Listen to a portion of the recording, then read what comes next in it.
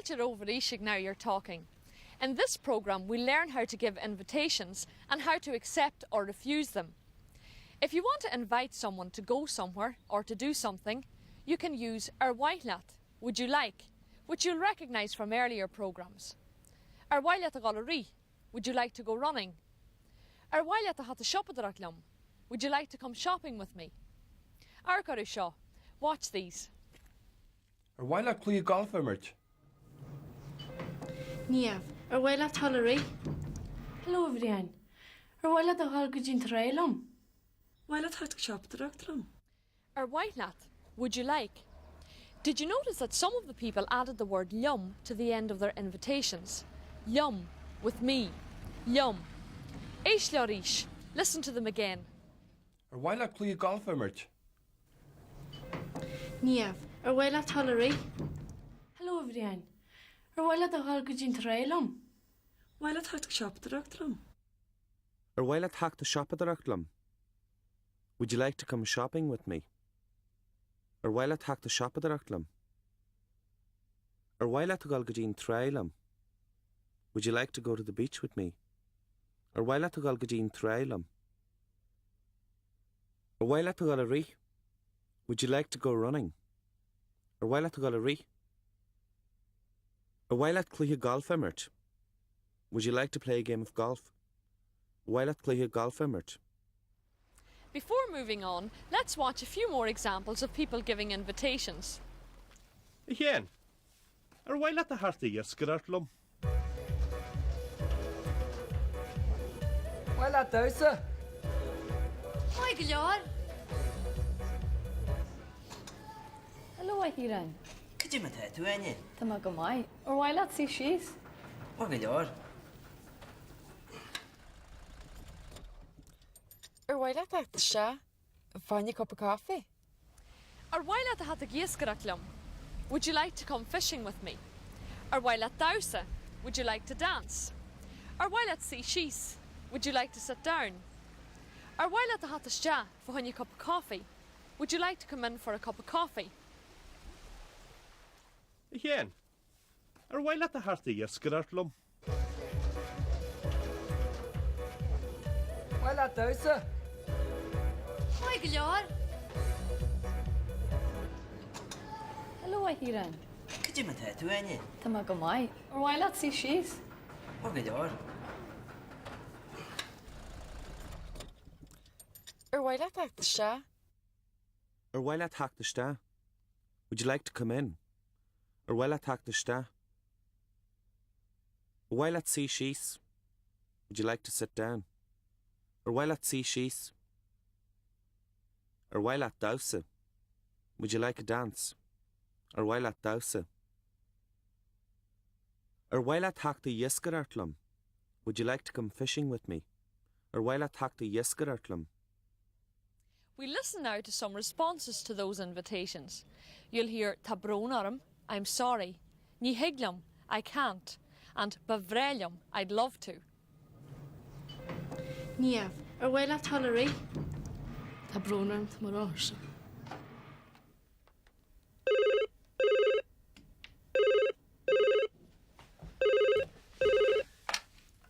Hello, Brian Shaw.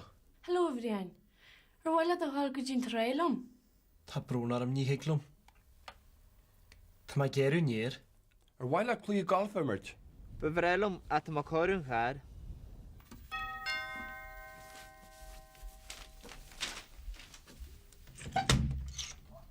Could you mate to read? Hello, Kathleen.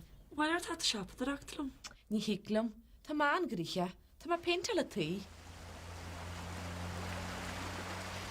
They all had an excuse. Raw hursa, too tired. A garunier, cutting the grass. A coyun har, fixing the car.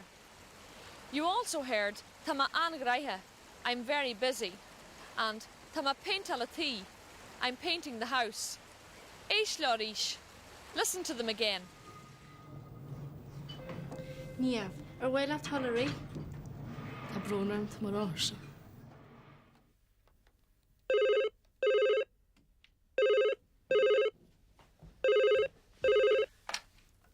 Hello, Brian Shaw. bhríon. Ar bhile do hall go dtín tréilm. Tá brún arm ní hiclum. Tá má géirú níir. Ar bhaile clí golfamirt. Ba bhreilm at má choirún char.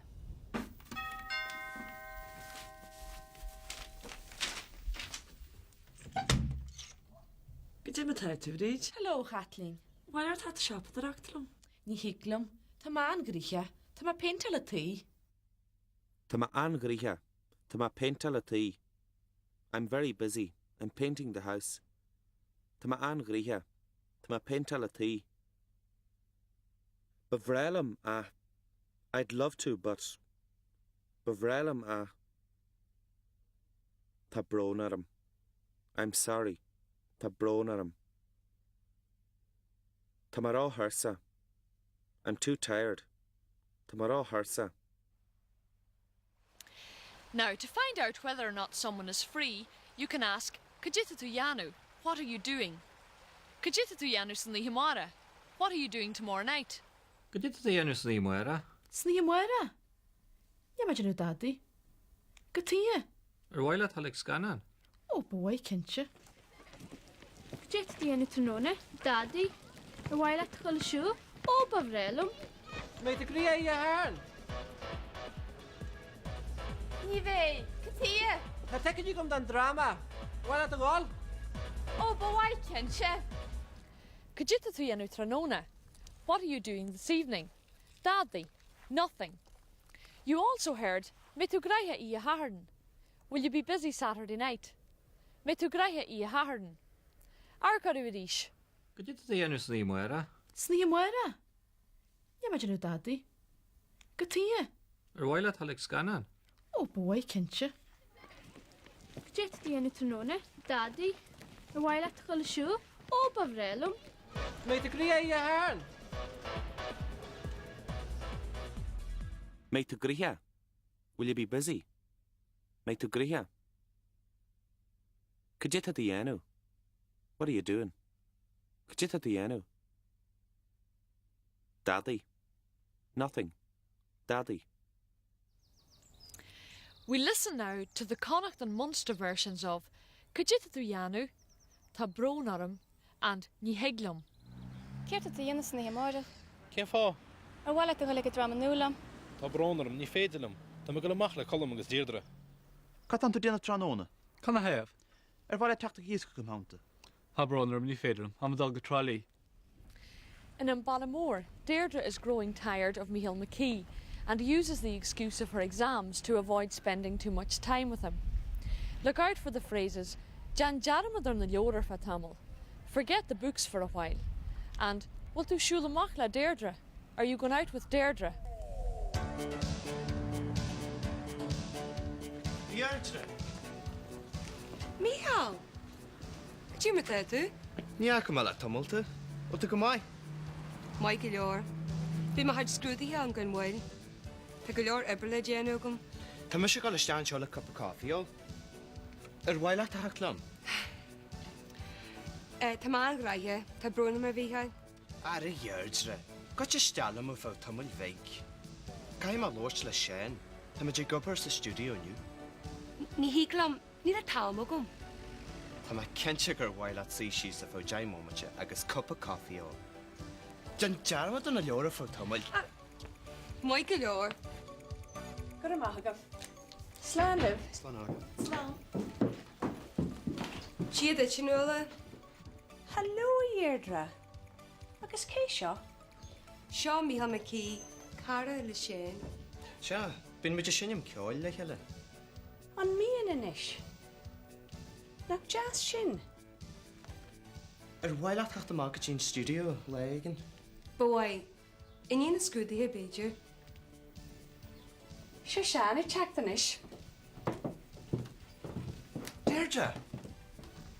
Míchal, hello chéin. Go tín táma méid tú sa studio aniu? Ára me dearmad ar studio.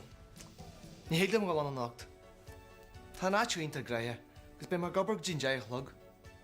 Tím, well, me tú gríthe marach. Ní bhé? Tá amach má dín mara mar sin. Cheanna decalat cadulum. Cinse, tá brún orm. Chief me sif. Well, go bhhailibh? Daddy an óla. Tá mis gemacht. Tá bháile le déanúgum. Tá si gemacht fásta. Fan bommate Gaeilge.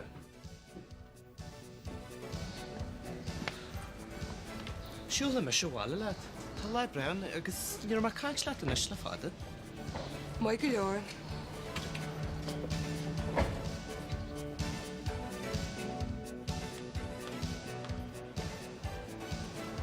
Dim tá tú fáil. Ó go bre. Go dtí tá sibh sé. Ó Gaeilge, seo Paul McCart. Halló Deirdre. Go dtí mar tá tú? Tásúla donnaige, tá sé cliste. Cabhad tú henar, na brisí se do chrí. Go dtí tú dhéanú? Daddy. Tá lásíra go maniu. Ar bhhaile clíos snúcar immert. Ba bhrealam, a tá má gágad te Gaeilge. Tá sin ceach go leor. Imi leat? Well, Ar bhhaile at sa hacht fásta. Ba bhrealam. A tá obair le déanúgum. Bhí sé déas bulú leat. Sífa me sibh. Bhil tú siúla maiile Deirdre? Ja. Go fáil.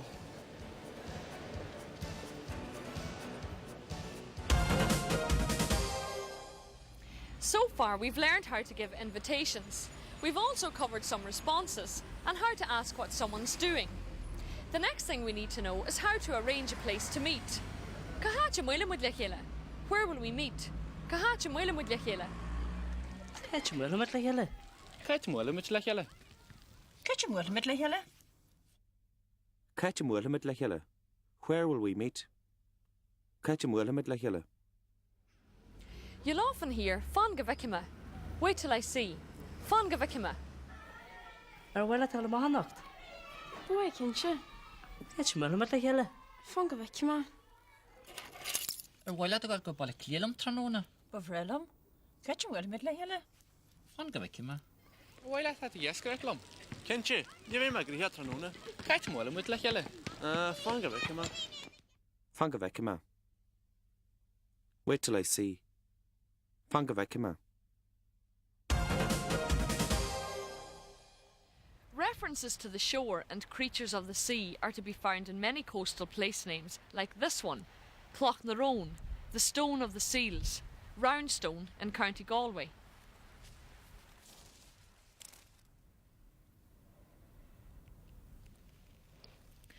Seals are very plentiful in this part of the world, and in Irish folklore in general, there's a profusion of stories concerning seals. In a lot of the stories, the seals are said to be human beings, usually women, under a spell. If the seal removed its cockle or cloak, it would resume its human form. If a man managed to steal the cloak and hide it from her, she would usually marry him and have children, but not live happily ever after. The seal women were always pining to get back to the sea, and all such stories ended with the woman finding her cloak and returning to the sea before anyone could stop her. But she would return to the water's edge now and again in the form of a seal to speak to her children standing on the shore.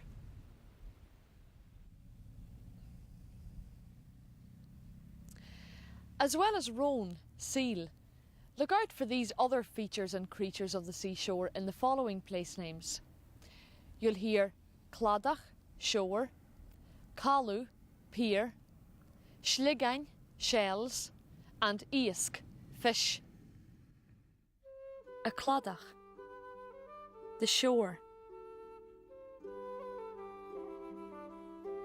Caruchali, quarter of the pier.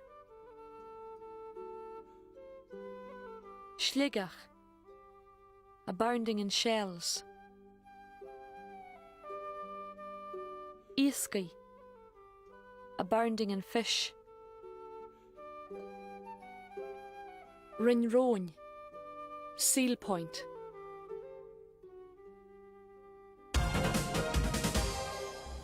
People often meet beside or outside somewhere. Anaka, beside. Anakalish and Wonk, beside the bank. Tivamui, outside. Bhfuil tal mahannacht. Bua cinse. Caite muile mit le chéile. Fun go bhaic me. An nacla se bhainc ag go hácht. Ar bhile tá dhéascairt lom. Cinnte, ní bhé mar gríthe tróna. Caiit mhla mit le heile. Fáin go bhaic me. Tí muid áfa go fust.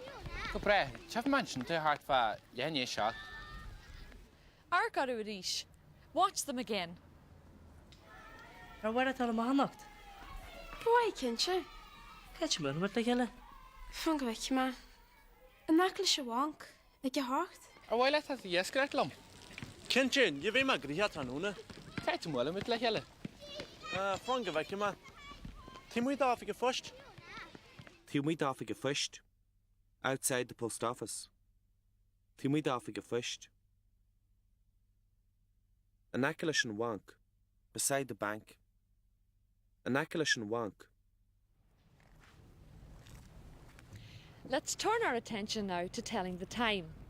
You've already learned Carúine, 1:15, Lehané, 1/2, and Carúgají, 1:45. In the following scenes you'll hear Tá sé 5:15, it's 5 minutes past. Tá sé 10:15, it's 10 minutes past. Tá sé 5:25, it's 25 minutes to. And Tá sé 4:15, it's 20 minutes to. Ar bhile tá ag glóin. Go dtí táma tá sé 5:15 hín. 5:15 hín. Ceart go leor. Ar bhile tá ag scanan. Cinnte, go dtí támata se. Tá 10:15 sé. Ar bhile tá ag an chluthe maira. Bhai, caiit mhla mit le heile. Tá tréan an na ceadh go dtín hín déag. Go dtí fa fihí bommate go dtín hín déag, tá muid an station. Má go leor. Go dtí támata se. Tá sé 5:15 go dtí dé. Tá mu se go litir cenin, ar bhile tart lom. 5:15, 5 minutes past. 10:15, 10 minutes past. 5:25, 25 minutes to. And 4:15, 20 minutes to. Ar bhile tá ag glóin. Go dtí táma tá sé 5:15 hín. 5:15 hín. Ceart go leor. Ar bhile tá ag scanan. Cinnte, go dtí támata se. Tá 10:15 sé. Ar bhile tá ag an chluthe maira. Bhai, caiit mhla mit le heile. Tá tréan an na ceadh go dtín hín déag. Go dtí fa fihí bommate go dtín hín déag, tá muid an station. Má go leor. Go dtí támata se. Tá sé 5:15 go dtí dé. 5:25 go dtí. 25 to. 5:25 go dtí. 4:15 go dtí. 22. 4:15 go dtí. 10:15. 10 past.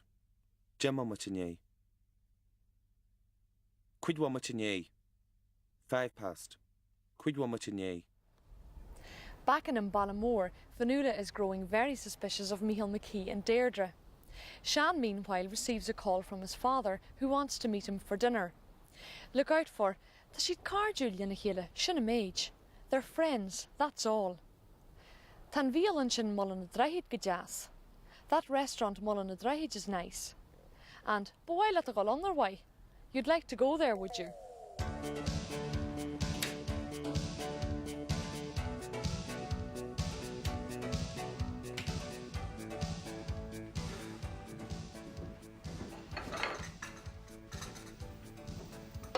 Ahéanta sé 5:15 trí. Hiag dat de lona í chenis. Tá mar á thuirse le bheith gí. Báilm deoch láidir. Cafe? Mai go leor. Cé héir Michael McKee seo cabí? Cara liomsa agus le Deirdre. Bhí me sem mo chonaí leis London, agus bhí Deirdre ar Scoilis. Bhfuil sé siúla mála Deirdre? Na bí ama deanú le. Tá siad cardú lena chéile. Sin a méid. Ó, tíim. Bim sa bhile bhór de mairt. Caim a scarta thar a dhéan.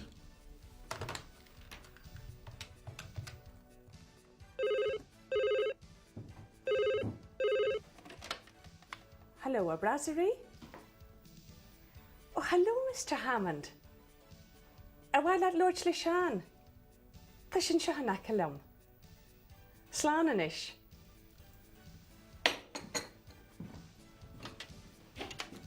Hello, Yaddy. Again, tá má gal go dtíon ball mór de muart. Ba má gobar ar maidín, a ba má sir tranóna. Ba má réig fi bo mutin é cuig. Ar bhhaile gáil fáine dinearan sin. Dinne? Ho boy, kintje. Caite múlhamid lí heile. Ag maha. Sráid Wellington. Ever an lí. Ag I sé log. Caite bhhaile a gáil? Ó, nielas agam. Bíal an jas éigin. Tif ma de muirta mar sin. Ceart go leor. Ceart go leor. Slán go fáil. Cén bhíal an as fear sa bháil a bhór? An cean seo? Bí ma gobar an seo. Bhailim bhfuil áiti gan eile. Tuige me cheáin, le me ach an maga. Tá bhíalinn sin bhfuil na druid go jazz. Caite bhfuil se? Tú muit an bháile bhór, an aice leis druid.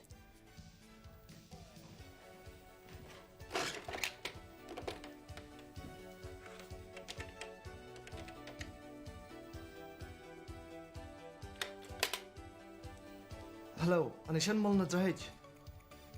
Bhailim tablet a bhairt le a hall. March. Leanne sé. Hammond. Gur maigad. Slán go fáil. A cheáin. Tá bhfuil na druid andíar ar fád. Níl sé rágéir do mahar. Tá go leor aige dige. Ní rum a riomhain sin. Bhreála a gálan. Bhile a gálan ar bhaid.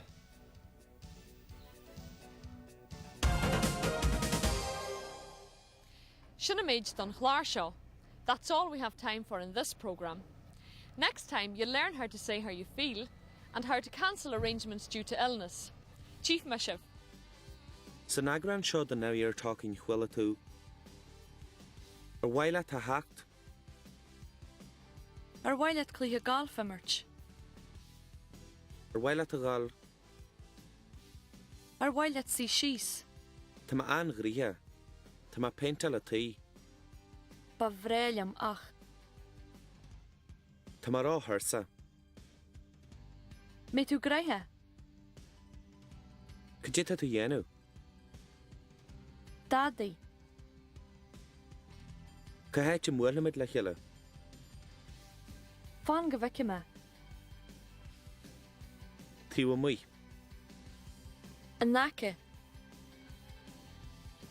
Cuid wama chiné. Jim wama chiné. Cuid wama chis fihi gaji. Fihe boma chigaji.